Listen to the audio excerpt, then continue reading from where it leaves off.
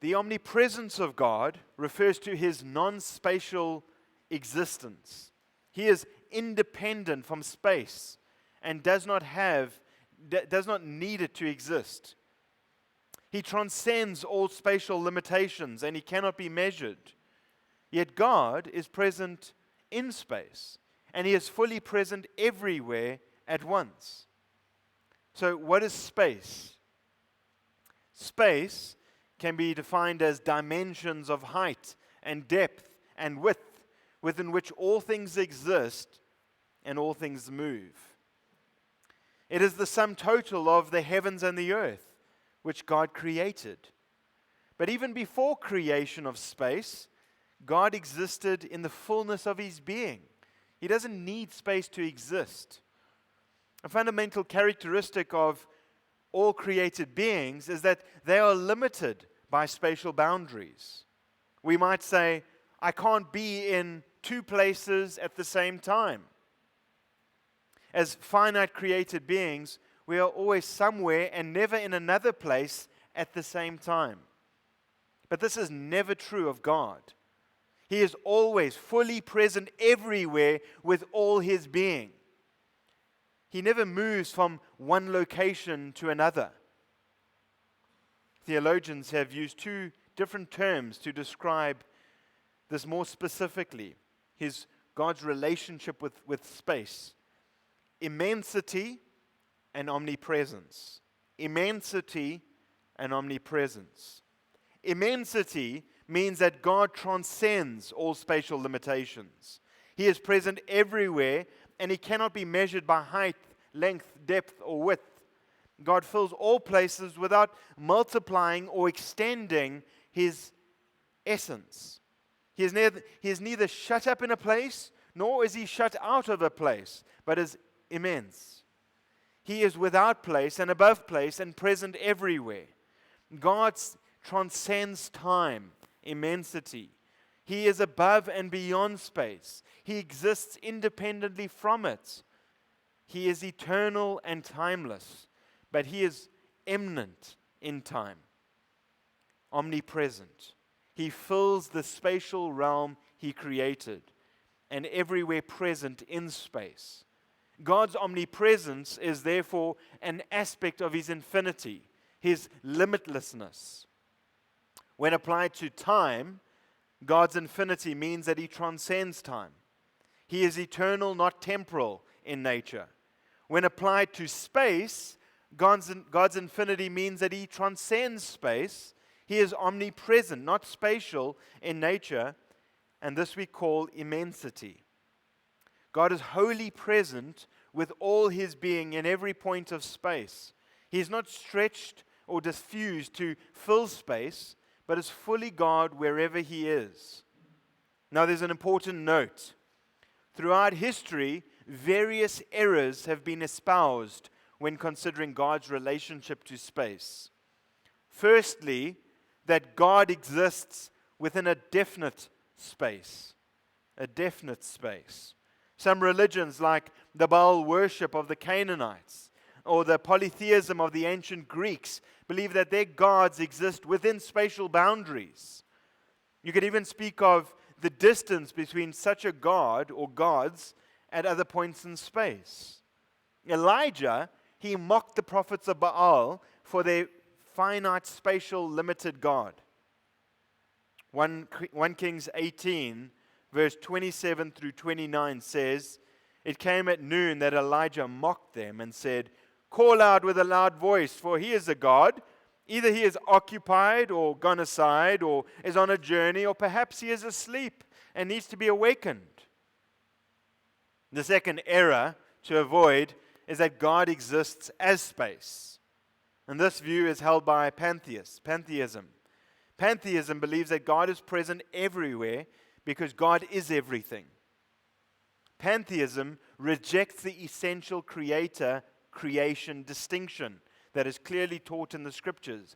There is a distinction between God and his creation. He is set apart from his creation. Whilst the Bible teaches God's omnipresence, it teaches that he transcends. It is a transcendent omnipresence. God is utterly separate in essence from whatever He has created. God is present with and in space, but He is not space. Whereas pantheism denies that God is personal and instead treats Him as an impersonal force of mere existence. The third error to avoid is that God does not interact with space. And this is what deism would assert. Deism believes that God is not wholly present everywhere in space because God dwells personally in His own holy abode and has limited presence within and interaction with time, matter, and space. Space is considered the abode of creation, the created things, not a God in any personal sense. Instead, God has created natural laws by which He governs and sustains the universe from afar. Whilst pantheism rejects God's transcendence with respect to space, deism restricts God's immanence with respect to space. Deism is a serious attack on the personal, benevolent nature of God. And the Bible clearly teaches and testifies that God does not rule His universe by a remote control, like one would operate a remote control car, but He is immediately, directly involved, intimately involved in every detail of history, every event within your life. He is intimately involved. The fourth error to avoid is that God fills all space. Some conceive as God as extending Himself out to fill all created space, much like gas would disperse to fill a room. As such, God exists to the end of creation itself. This view is faulty because it conceives that God is somewhat constrained by space, contained within space. Even though He fills it all, He's still contained. And He is infinite, right? He's limitless. He cannot be contained. It suggests that God stretches or disperses Himself out to fill a large vacuum. This creates the notion that God is not wholly present in each point of space, but only partially so, because He must spread Himself out over so much space. The fifth error to avoid is that God is larger than space. This misconception goes a little further than the previous one in asserting that God is just a bit bigger, or even a lot bigger than the universe He created. He exists a few million light years beyond the boundaries of our universe. This view, of course, is also faulty because it still conceives as God having some kind of dimensions that some way constrain Him or measure Him in a spatial, and they are spatial in nature. But it's not enough to view God as simply having larger dimensions than creation. God has no size, no dimensions whatsoever. He cannot be measured by anything that we would conceive, any measuring rod that we might use. His relationship to space is fundamentally different than anything in the created realm. Proverbs 5 verse 21 says, "For the ways of a man are before the eyes of Yahweh, and He watches all his tracks." Proverbs 15:11, "Sheol and Abaddon lie open before Yahweh. How much more the hearts of the sons of men?" It's not just that God is aware of the contents of Sheol and Abaddon and the hearts of men. They are all before Him, in His very presence, constantly. Every event, throughout all of time. Matthew 28 verse 20, Jesus said, "Behold, I am with you. I will be with you. I am with you always, even to the end of the age." Isaiah 7 verse 14, "Therefore the Lord Himself will give you a sign. Behold, a virgin will be with a child and bear a son, and she will call his name Emmanuel," which means God is with us. So the question would be, is God present in hell? Some have argued that hell is a place of unimaginable suffering because God is not present there. You're away from the presence of God in hell. How terrible! But that is contrary to what the Scripture teaches. God's the only one who pays the penalty. He's the one who repays. It's His vengeance. He hasn't given hell over to Satan as if Satan is the one tormenting and torturing the people. No, Satan is the chief captive in hell. And so it will be the holy retribution of God upon the wicked in eternal punishment. Matthew 10 verse 28 says, "Do not fear those who kill the body, but are unable to kill the soul, but rather fear Him who is able to destroy both soul and body in hell." And that is referring to God Himself. R.C. Sproul said, "I think that if people in hell could take a vote or have a referendum to deport one person from their midst, to expel one person from hell, I think that the universal vote would be given to God, because the person who is most unwelcome in hell is God Himself. The problem with hell is not simply the absence of God's graciousness, it is the presence of God that is so difficult. He is there in His judgment. He is there in His punitive wrath. He is present in hell as the one who executes His justice on those who are there. What about Jesus? Is He omnipresent? Yes and no. Some have wrongly interpreted the Son of God as emptying Himself in His incarnation, as we looked at in the last session, as divesting Himself of deity, and that would include His omnipresence. It's kenotic theology. Kenotic theology is a heresy. Jesus cannot divest Himself of His deity. He cannot cease to be God. When He emptied Himself, Paul goes on to say, He took on another form. He didn't subtract, He added. So what does it mean when we say Jesus is both omnipresent and yet not omnipresent? Well, certainly in His human nature, His human body, He took upon Himself. That's not omnipresent. Right now, in His humanity, where is Jesus? He is sitting at the right hand of the Father in heaven, even though God doesn't have a hand. Accommodation language. In His humanity, His human glorified body is present on the throne, seated at the right hand of the Father. And He will come down to this earth where He'll establish His millennial kingdom, and He'll be physically present, seated on the Davidic throne, where He'll reign over this earth for the next 1,000 years. However, in His divinity, He is omnipresent. He is everywhere, at all times.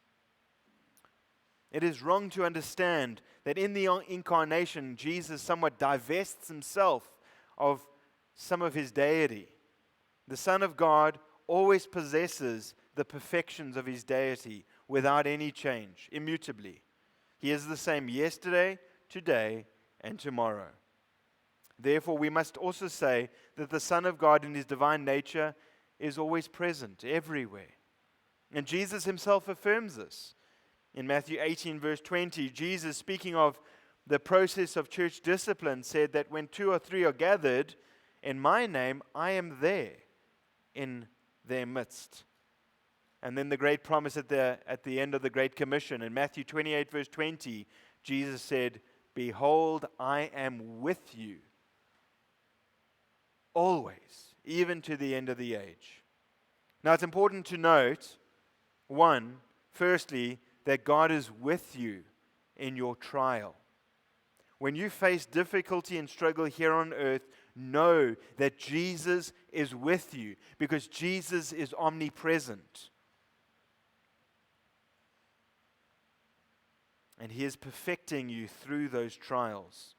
It indicates that God is not only present, but He is directly active in your life, in purifying your faith through those trials. Deuteronomy 31 verse 6 says, as Israel prepares to enter the promised land, Moses encouraged them, "Be strong and courageous. Do not be afraid or tremble at them, for Yahweh your God is the one who goes with you. He will not fail you or forsake you." Or Psalm 23 verse 4, a greatly loved psalm. "Even though I walk through the valley of the shadow of death, I will fear no evil, for you are with me.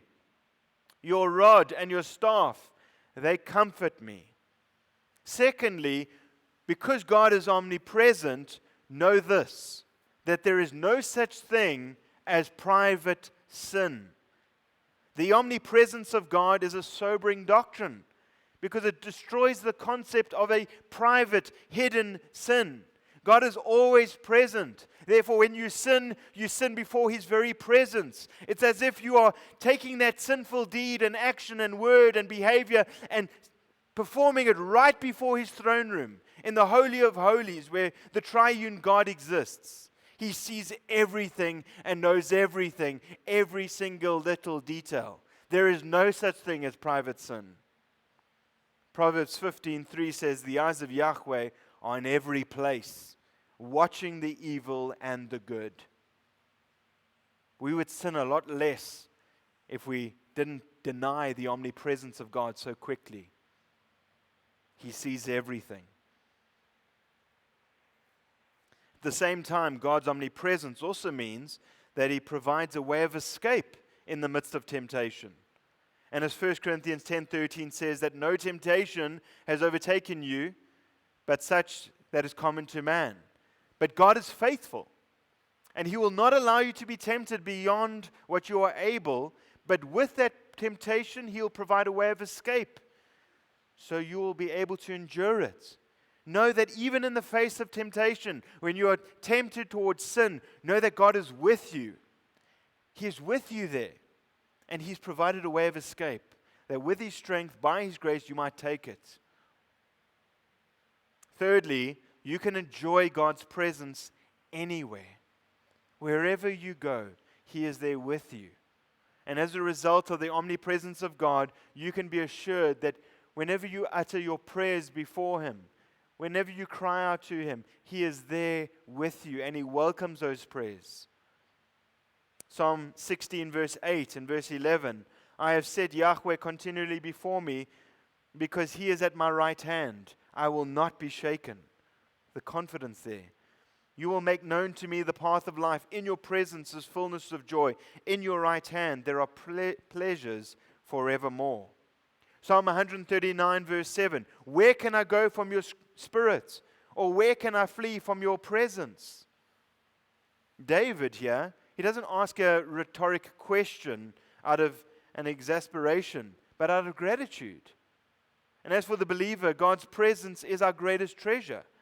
Ultimately, heaven will be heaven because we'll experience God's presence unlike anything that we have known in this life.